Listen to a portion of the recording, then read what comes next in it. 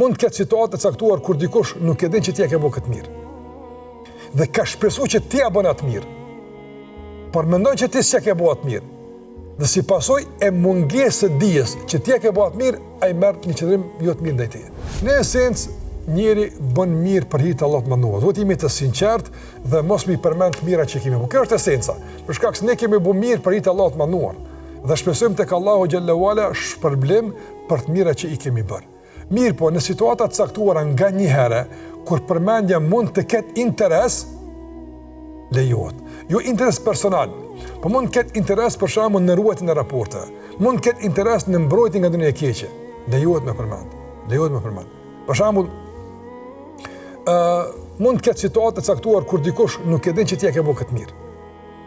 Dhe ka shpresuar që ti e bën atë mirë. Por mendon që ti s'e ke bërë atë mirë.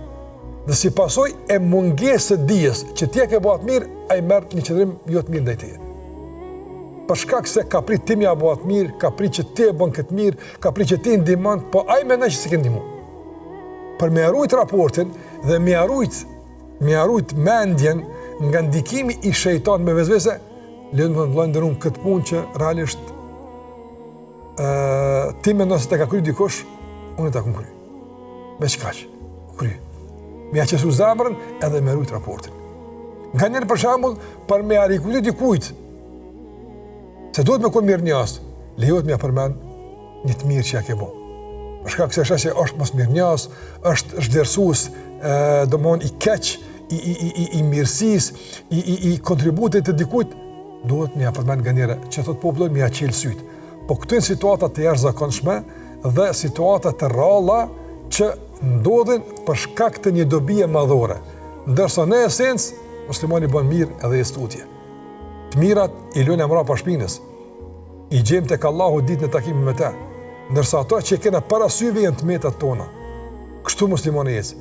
Mirësit i ka mbrapa në strajcën e udhëtimit, atje ku i vendos punët e mira që me to shpeson Allahun me taku, ndërsa para syve të tij ka të metat që gjithmonë e sheh se ka hapësirë për mua përmirësuar. Duhet me qenë më i mirë e më i mirë. Njeriu i cili të metat e tij që të pas shpinë, e të mirat e tij që të para syve, ai nuk avancon, ai shkon mbrapa, nga sa ai sheh të metat e të tjerëve e jo të tijat, dhe i sheh të mirët e tij e jo të mirët e të tjerëve. Andaj as nuk përmirësohet, as nuk është falërues dhe as nuk është mirënjohës. Prandaj në esencë nuk është mirë me i përmend mirat. Në esencë, mirë për nëse ka arsye të caktuara për disa qëllime të caktuara që disa nga ato i përmenden, atëherë nuk prish punë me i përmend dhe lejohet me i përmend.